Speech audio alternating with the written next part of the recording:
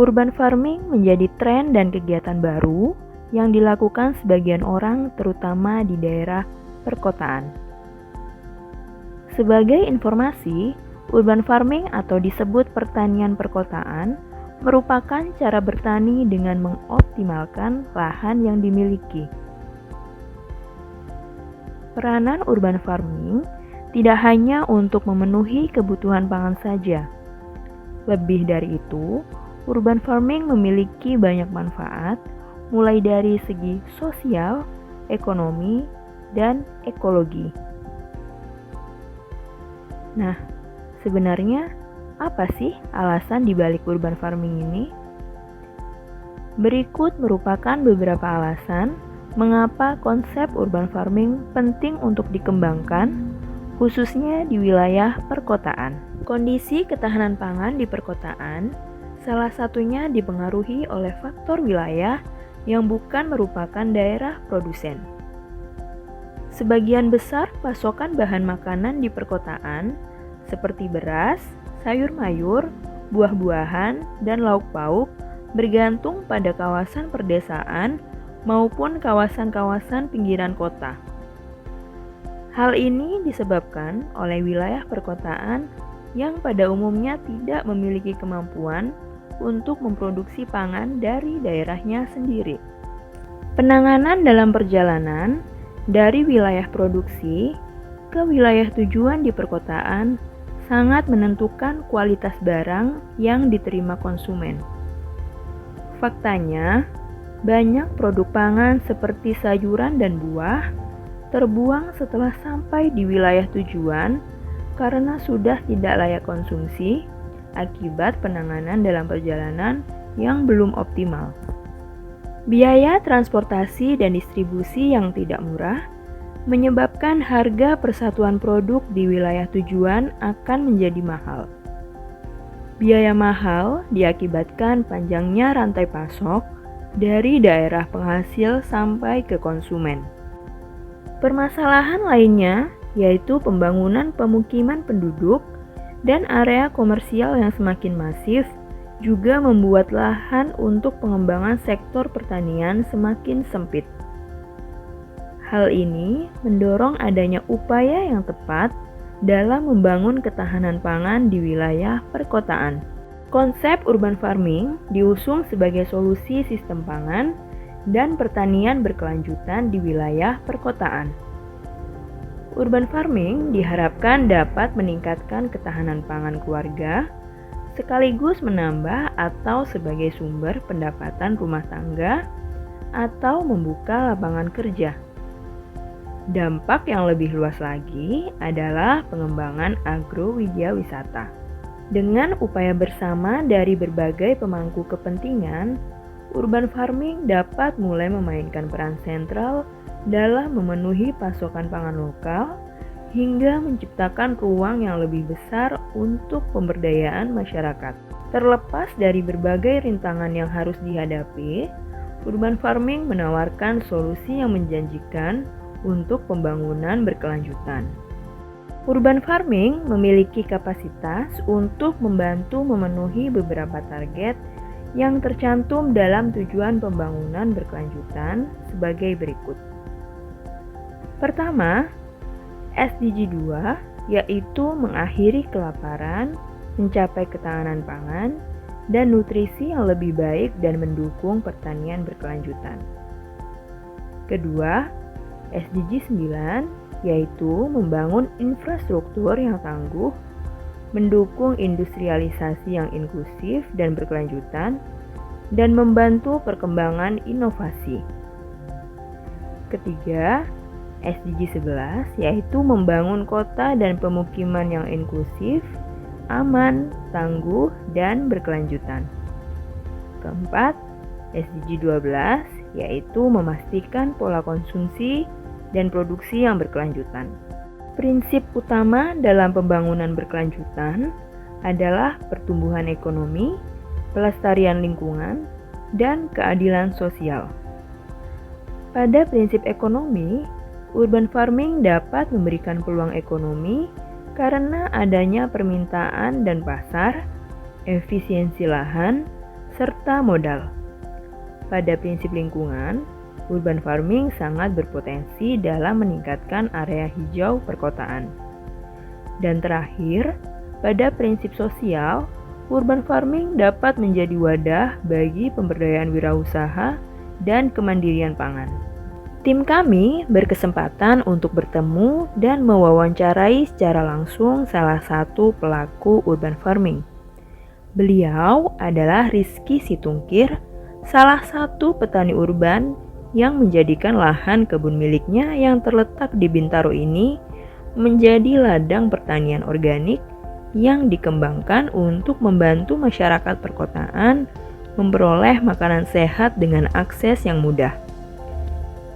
Tim kami meninjau langsung untuk mengetahui seluk-beluk dari urban farming sekaligus mengaitkannya dengan tujuan pembangunan berkelanjutan. Selamat pagi, kita dari teman-teman perkuliahan di SKSD UI, khususnya di Program Ketahanan Nasional. Saat ini sedang berada di satu kebun organik, tapi berada di atap rumah. Bersama kita saat ini rekan kita Mbak Rizky sebagai pemilik kebun, Rizky Situngkir. Halo. Hari ini kita akan berbincang-bincang mengenai bagaimana urban farming bisa sebagai bagian daripada SDGs. Di sini ada teman saya Yoga, Mirza, dan saya sendiri Viras. Nanti kita ngobrol-ngobrol santai aja ya. Bagaimana kita mau ngorek apa yang dikerjakan paling simpel ini bisa menjadi bagian dari partisipasi kita di dalam SDGs. Mungkin Yoga ada yang Bang dulu bertanya. Oh, saya dulu yang bertanya. Ini saya berteman lama dengan Mbak Rizky ini. Cuma tiba-tiba dia udah punya kebun. Pertanyaan pertama adalah, dari kapan sih nih? Kita dulu kuliah ekonomi. Mbak Rizky ini banker, tiba-tiba sekarang punya kebun. Sejak kapan memutuskan dan memulai kebun Rizky ini? Dan kenapa tiba-tiba berpikir untuk melakukan hal itu? Oke. Thank you, Hiras. Well, actually, terima kasih buat ketertarikannya mengenal kebun organik, rooftop kebun Rizky. Ini kalau dimulai nih kayaknya panjang banget nih. Istilahnya the story of kebun Rizky.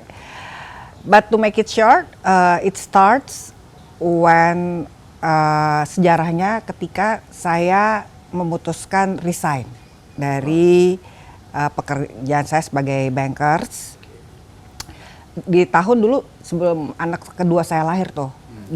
Pas dua anak lahir 2010 lahir. Terus di situ saya merasa sebagai ibu dan juga karir itu hal yang memerlukan all out dari diri dan tidak bisa disambi dua-duanya.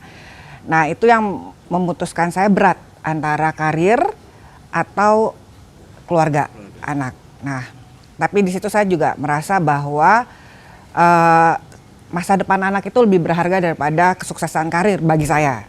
Jadi saya memutuskan untuk stop atau resign dari karir saya dan membesarkan anak. Saya melihat udah mulai ada idle space atau idle time. Nah, kebetulan waktu itu teman saya ngajakin seminar sehari hidroponik. Ya, hidroponik. Nah, waktu itu saya ngerasa coba gitu ya. Karena anak saya FYI ada 2 anak, dua-duanya laki-laki, Batak. Coba, kamu suka makan sayur nggak? Ya, Oh, ini langka nih. Kalau suka. Senior suka tapi sayur. rata-rata enggak? Enggak juga. Cowok Batak itu nggak ada yang suka makan sayur. Atau kamu di cowok deh, suka nggak? Jarang, makanya saya begini. Daging terus. Nggak, tapi kamu suka sayur? Generally enggak. Enggak kan? Kamu Baru 1 tahun ini baru suka. suka kan? Baru suka. Berarti it's not your nature kan? Enggak. Nah, kalau mungkin nature ya manusia nggak suka makan sayur, tapi laki-laki lebih Lebih enggak? Iya, lebih. menurut saya. Karena anak saya kalau dikasih makan sayur, itu disisihin tuh. Disisihin, terus dia nggak mau. Oke. Nah, di situ saya merasa, oh oke juga nih gue coba deh. Karena Anak saya susah makan sayur. Saya pengen coba. Oke. And it works. Udah, wah gila, gue bisa nih.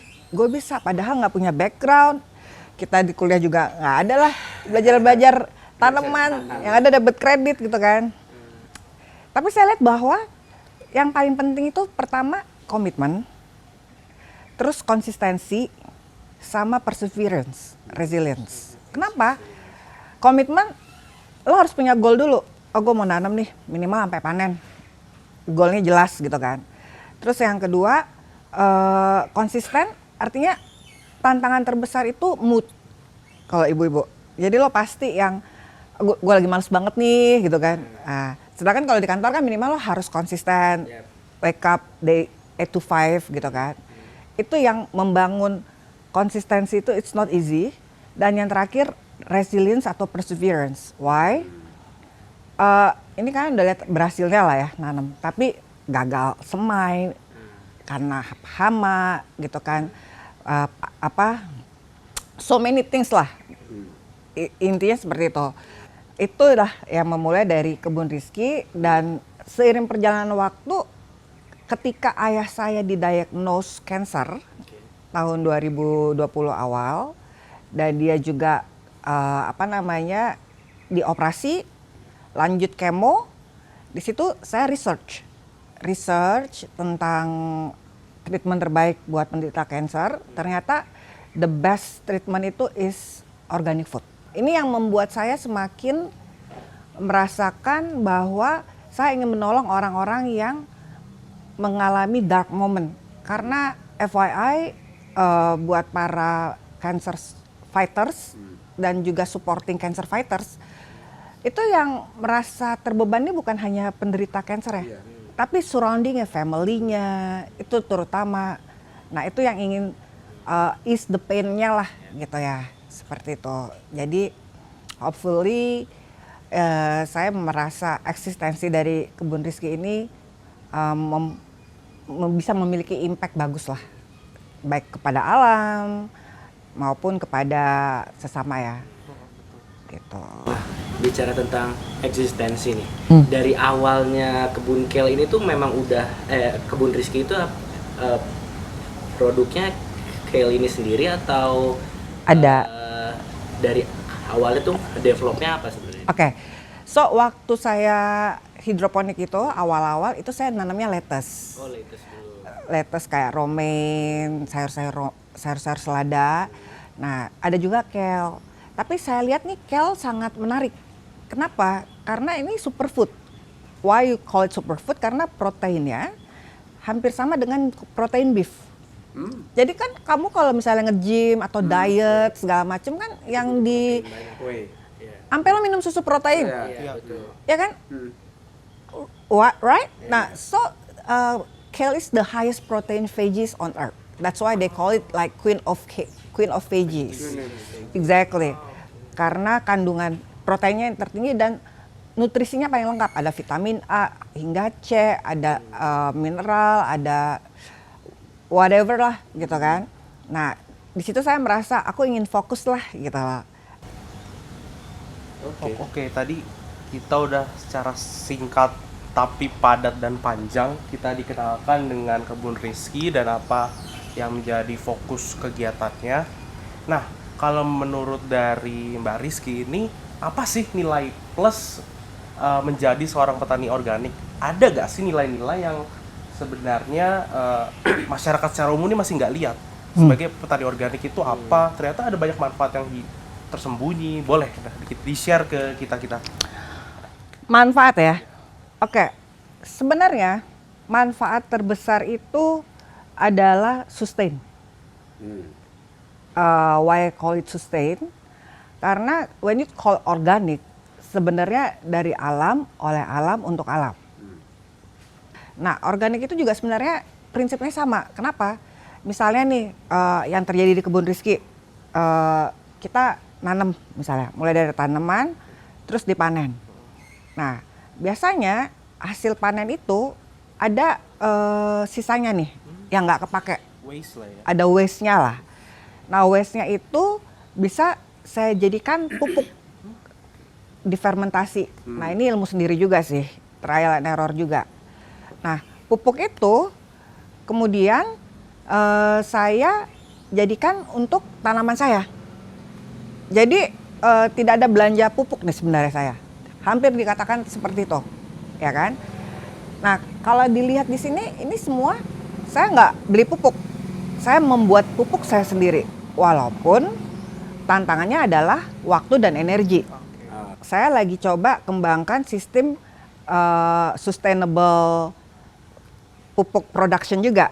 Jadi ini minggu pertama, minggu kedua, minggu ketiga, minggu keempat gitu kan. Istilahnya circulate lah, recycled. Dan yang terakhir sebenarnya murah.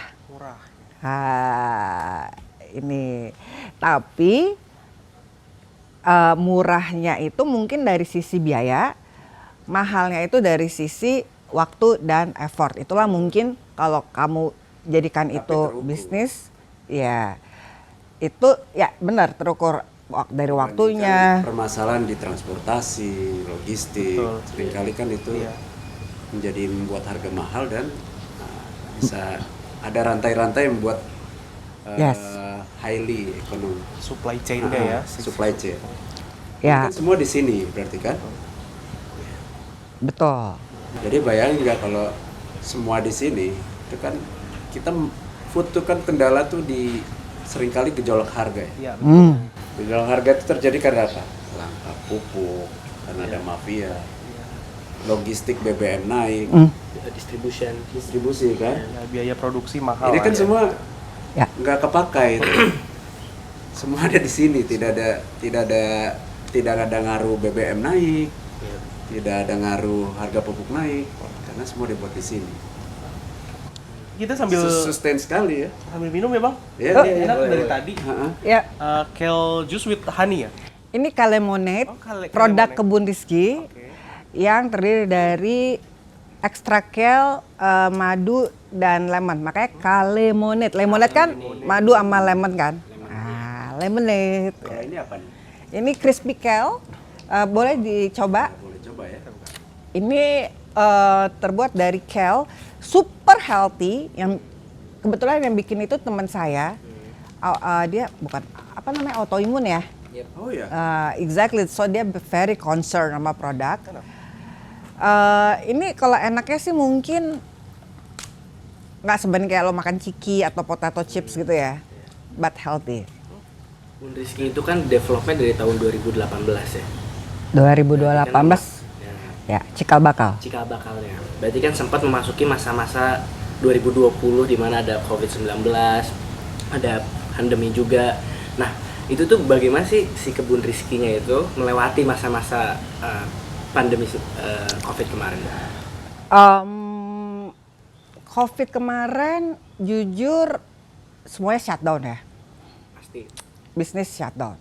Bukan hanya kita nggak ada pembeli, malah kita nggak bisa ada transportasi kan, kurir lah segala macam.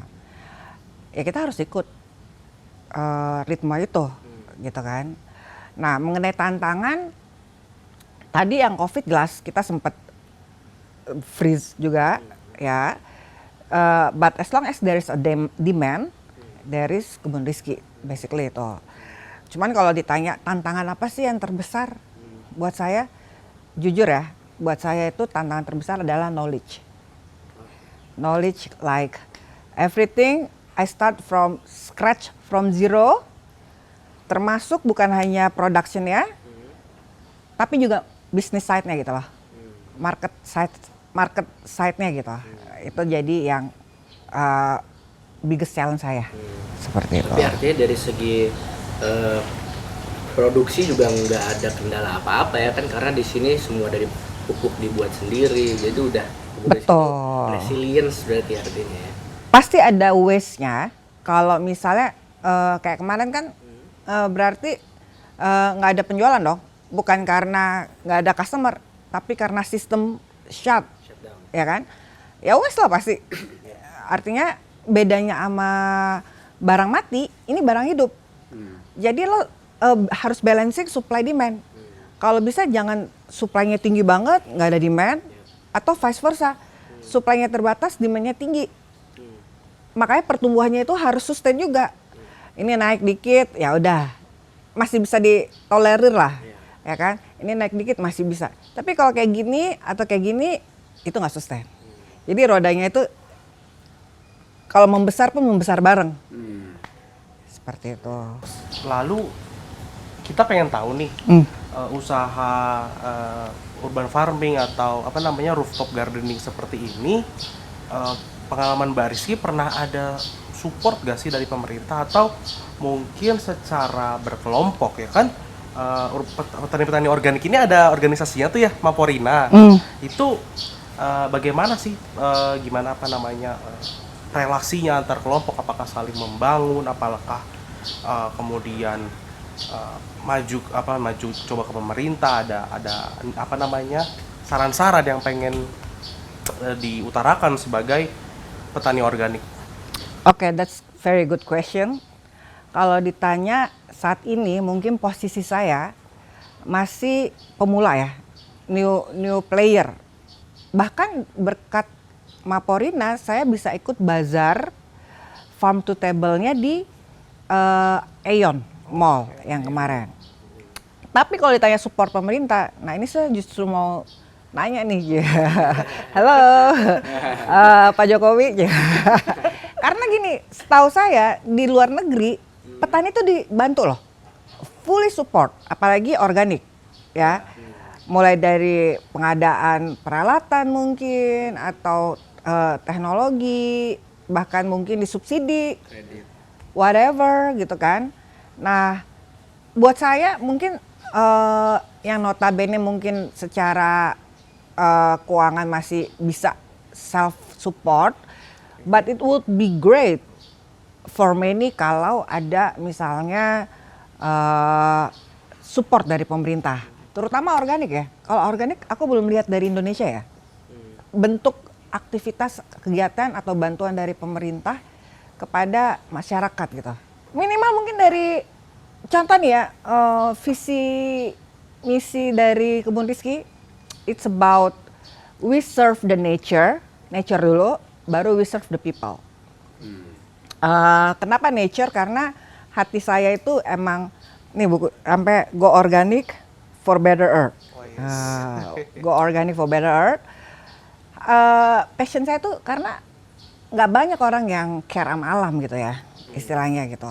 Nah, saya mau jadi playernya adalah sekecil apapun itu, but once you are player, saya merasa itu aksi nyata gitu kan.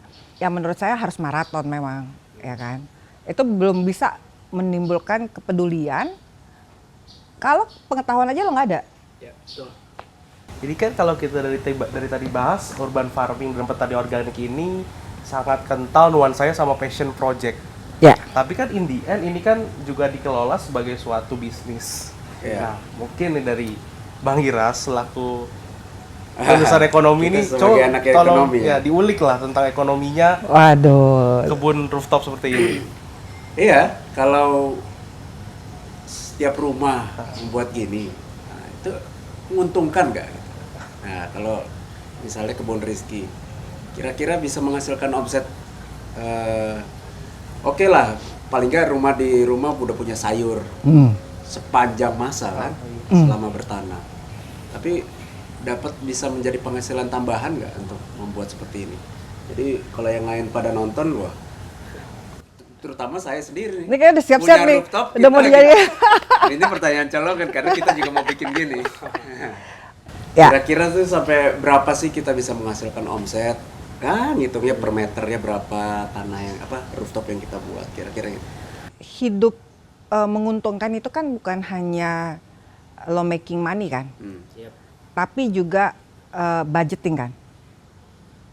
For example, mungkin kalau untuk yang skala kecil ini menurut saya yang kalau di Kebun Rizky ini terbantu karena juga udah diproses dengan produk.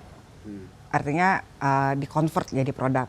Tapi kalau untuk sayur aja untuk omset berapa sih gitu kan, itu mungkin nggak menarik nih, nggak seksi.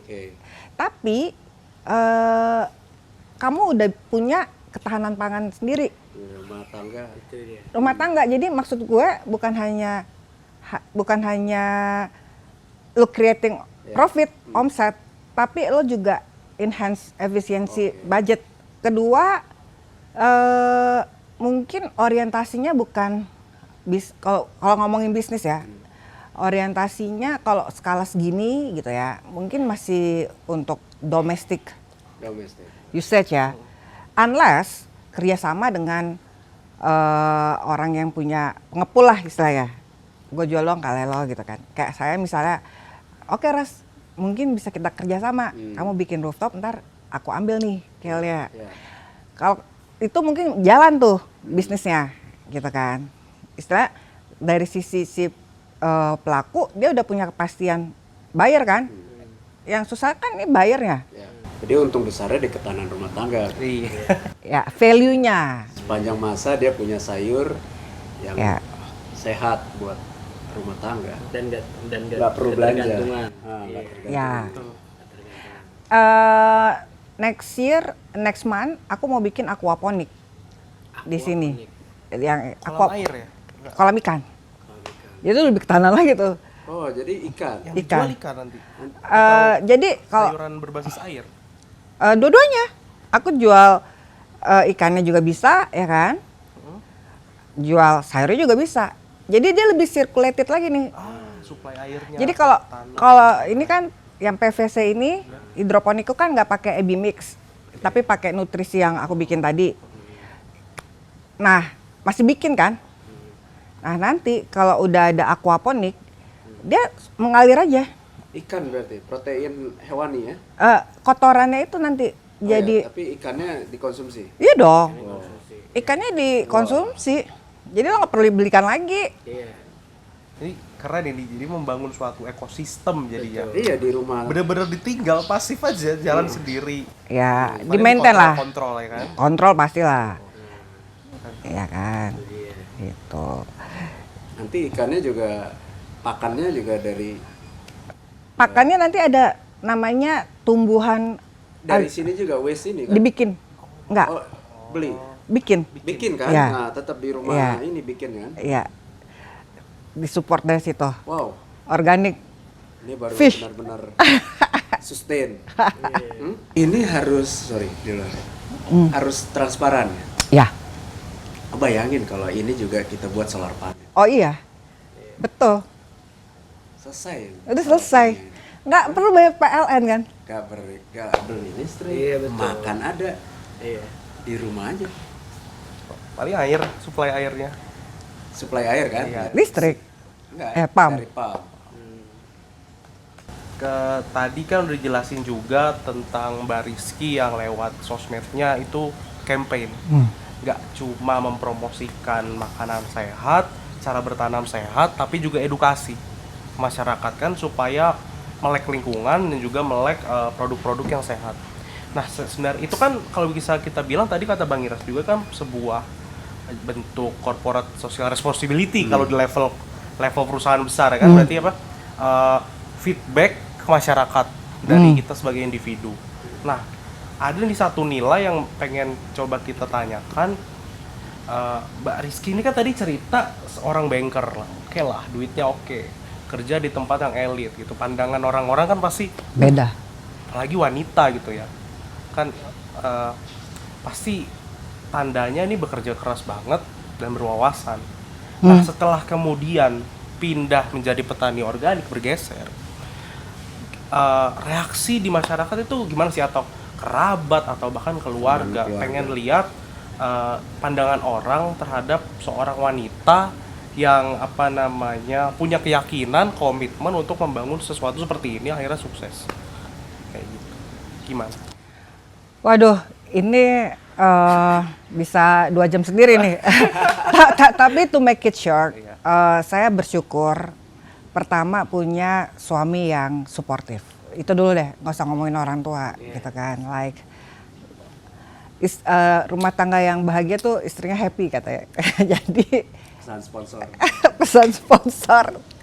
Tapi intinya itu dulu, dia tidak menghalangi, walaupun dia tidak mendukung dalam arti nggak mungkin saya diskusi apapun tentang tanaman, bisnis.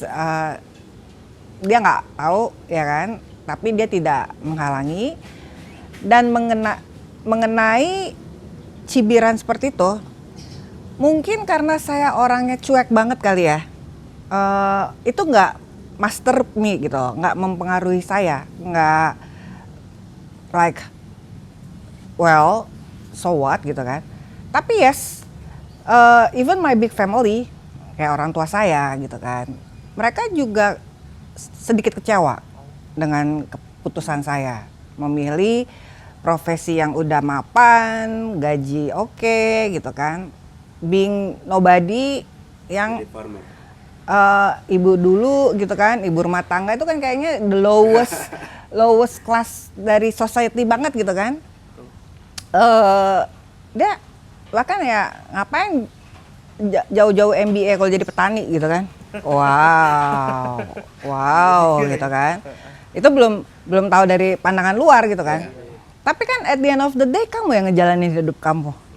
Buat saya goal saya jelas, which is anak. Jadi saya ingin ada bondingnya gitu loh sama anak, engagementnya ada. Ya mungkin stake off-nya itu saya nggak dapat privilege uang, gaji, fasilitas, status gitu kan. Tapi itu kembali ke view pandangan hidup orang masing-masing sih. Apa sih yang kamu cari misalnya? Apa sih yang kamu pentingin gitu kan, orientasi. Nah kalau buat saya sih ya as long as saya nggak ngeganggu hidup orang misalnya kan. Kalau bisnis ya jujur gitu kan, dalam arti kalau bisa supporting each other, apa yang bisa di-collab gitu kan. Hak orang gitu kan. Itu totally against mainstream lah, nggak populer lah. Karena kan orang lihatnya berapa ya it's about materi lah, udah pasti lah. Tapi I'm happy saya bisa bikin impact buat alam sekecil apapun dan buat society, buat keluarga, balance life gitu kan. Ya walaupun masih ada harapan bisnis saya bisa besar gitu. Mbak, kita udah ngebahas banyak banget nih hari ini nih. Mulai dari aspek lingkungan, ekonomi, sosial juga. Nah, sebenarnya nih kalau mau ada yang dicurahkan, model bisnis urban farming tuh seperti apa sih yang Mbak harapkan ke depannya? Urban farming. Oke. Seperti apa yang dilakukan oleh Kebun Rizky sekarang ini? Well, kalau berdasarkan pengamatan saya, sebenarnya trennya udah ada, udah mengarah ke sana. Bahkan sekarang trennya itu ke rooftop ya, rooftop. Tadi pertanyaannya harapan saya, berarti per individual ya. Harapan saya tuh lebih ke organiknya, ya karena sekarang ini orientasi orang-orang tuh bisnis banget gitu. Orientasinya tuh masih gue harus bisa produktif, jualan segala macam gitu kan. Which is menurut saya nggak salah, ya kan. Tapi jangan, harapan saya tuh tetap masukin alamnya gitu. Organik itu karena alam ya. Iya dong, kan organik itu kayak biodiversity kan, hidup, makhluk hidup. Itu organiknya gitu kan. Mungkin untuk contoh case saya masih simple lah gitu kan, tapi ini tantangan. Misalnya organik kalau dia punya lahan idle, itu kalau bisa masuk ke organiknya gitu loh. Circulate ya. Integrated farming. Makanya zaman sekarang petani nggak ada lagi, karena nggak untung. Nggak ada duitnya, nggak ada cuannya, lo mau makan apa? Kecuali kalau di desa-desa mungkin apa tuh namanya ijon ya, sistem ijon. Ya kan? Petani itu nyewa tanah sekarang, nggak punya tanah sendiri dia juga. Ya karena nggak integrated tuh. Iya. Nah intinya nggak ada orang yang mau kalau nggak ada cuannya. mungkin agak di rem sedikit lah ya. Rem sedikitnya, ayo dong, lo lakukan dulu. Makanya saya good deeds business namanya. Good deed business. Ya, Bisnis. do the kindness dulu to earth and to people yang rewardnya tuh datang dari yang di atas. Mungkin di situ harusnya peran pemerintah bisa masuk, edukasi, Literasi. support, Literasi berkebun organik. Nah, that's why saya bikin e-course E-course. lagi on the make. Oke. So when you kayak saya nih, saya kan zero knowledge dong. Kamu ngerti nggak tentang berkebun? Enggak. No, sama sekali nggak kan? Sama Lo tau nggak Ras? Kamu tau nggak Ras berkebun? Nah, ambil e-course. Dari mulai nyemai sampai replanting, aku kasih tahapan-tahapannya, gitu. Dulu Di Brazil tuh gini, contoh ya. Dia itu satu periode tuh satu aja yang jadi kampanyenya. Rumah calon presidennya. Jadi selama 5 tahun masa jabatannya tuh semua fokus ke rumah. Jadi semua perangkat undang-undang, semua budget, pokoknya bagaimana rakyat punya rumah.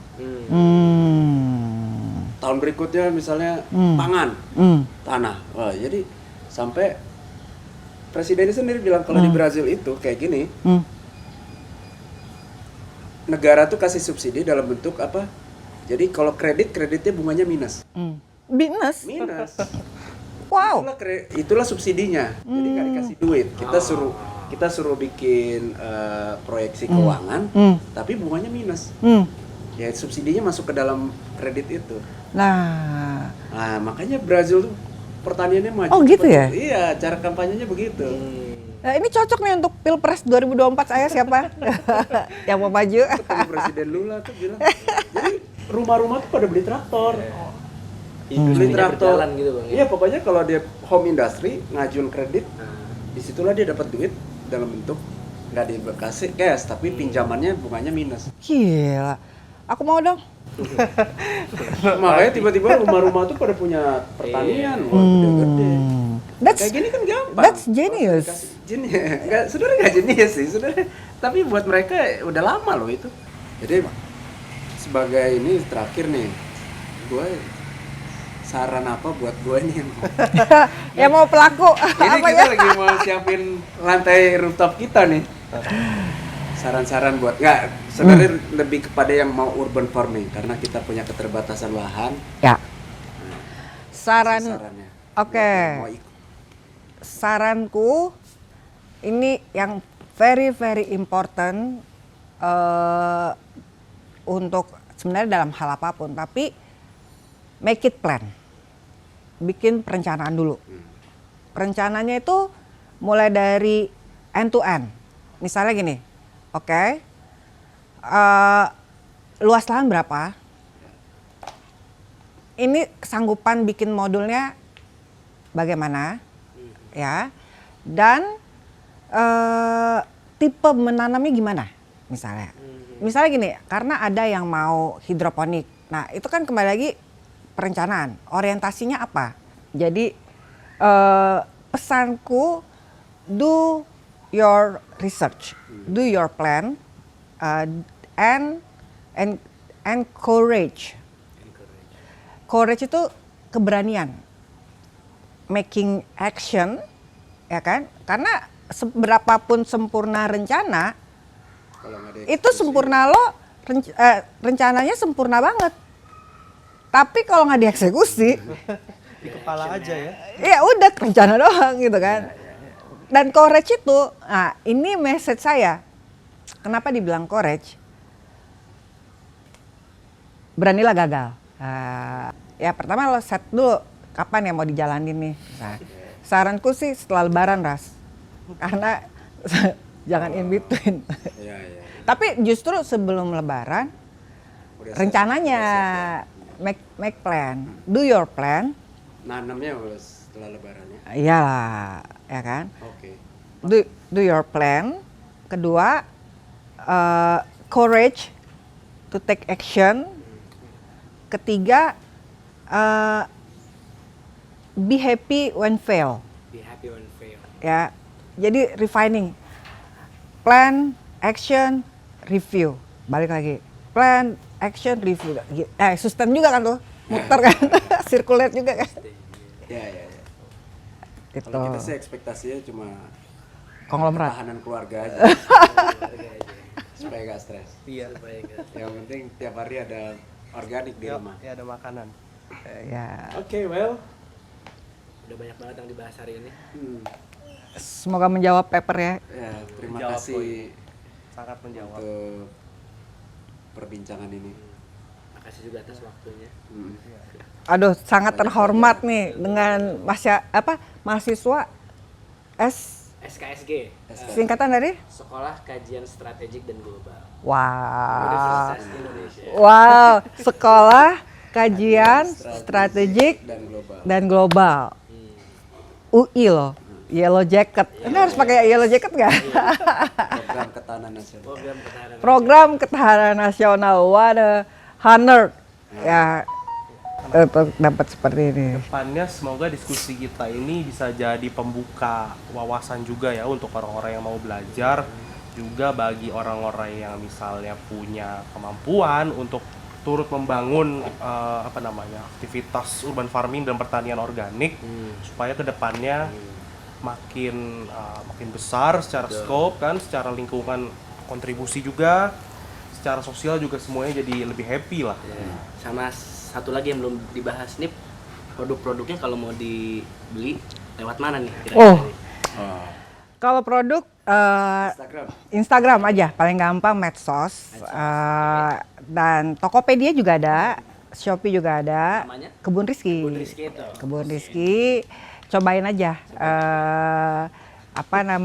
Ini yang ini udah Ini zoom cold nih. press ale. Ya. Crispy kale. Crispy kale. Enak sekali loh. Ini asli tanpa air, tanpa gula, hanya dari kale, apel, dan lemon. Nah, Dan dicoba. satu lagi tanpa bayar. Tanpa bayar. Ayo datang. Coba ya. Ya. Oke, terima kasih ya, Pak Rizky. Yes. Baik, terima kasih. Udah diizinkan kita main-main melihat kebunnya oke banget. Adem. Nanti yang lain pada datang lah mahasiswa, Iya. teman-teman. Adik kelas. Ada kelas. Oke. Bye. Bye. Bye. Konsep urban farming yang diaplikasikan oleh Kebun Rizky sudah mengarah pada sistem pengelolaan yang berkelanjutan dengan berusaha memanfaatkan seluruh komponennya secara natural dan dapat memberikan sumbangsih bagi alam dan lingkungan. Narasumber juga tidak melupakan aspek sosial dan juga berusaha meningkatkan keberhasilan kegiatan ini pada sisi ekonomi. Secara keseluruhan, penerapan SDG yang dapat kita lihat dari pengelolaan Kebun Rizky sudah mencakup 3 pilar keberlanjutan, yaitu ekonomi, lingkungan, dan sosial, serta turut berkontribusi pada mekanisme cara berkehidupan berlandaskan Sustainable Development Goals yang mencakup sektor pangan, sektor alam berupa tanah dan lingkungan, sektor ekonomi berupa pola produksi dan konsumsi yang bertanggung jawab, sektor kehidupan perkotaan yang baik, dan juga sektor edukasi. Hasil wawancara dengan narasumber memberikan insight bahwa urban farming banyak dilakukan dengan alasan bisnis ataupun alasan personal seperti yang telah kita dengar bersama.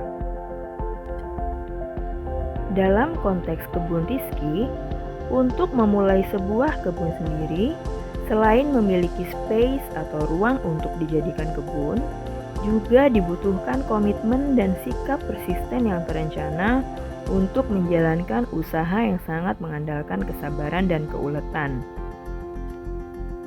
Dari segi ketahanan, kebun organik rumahan di perkotaan seperti ini sangat mungkin untuk dapat dijalankan secara mandiri. Sesuai penjelasan dari narasumber, dengan mengaplikasikan aspek keberlanjutan, maka urban farming dapat menjadi solusi terhadap masalah pangan di level keluarga, serta membuka peluang bisnis yang memiliki aspek edukasi dan kontribusi terhadap masyarakat luas.